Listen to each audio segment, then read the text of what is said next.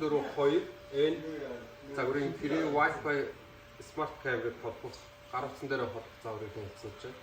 За, эхлээд тухайн төхөөрөмжийг тогон залгаж холбож авсаар мөн манай интернет болон гэр интернет Univision бус төхөөрөмжийг 2.4 Гц дээр байлган 5 Гц-ийг 2.4 Гц рүү шилжүүлэх хэрэгтэй байна. За, гар утсан дээр Easy Live Plus аппликейшнийг суулгана. Android үйлдвэрлэлийн систем, ISO үйлдвэрлэлийн систем дээр ижилхэн энэ програмыг суулгах байгаа. За, тухайн програм руугаа нэвтэрж ороод камерыг нэмэх хэсгээрээ дараад Elo болохоо.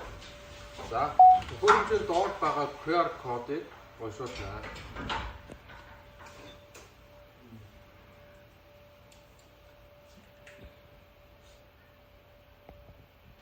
За, QR код уншсан тохиолдолд ийм нэр өгөж тухайн камерыг хадгална гэсэн сонголт гарч ирнэ. За, энэ дээр та өөрсдийн тухайн камерыг дурын нэршил өгж хадгалах бүрэн боломжтой.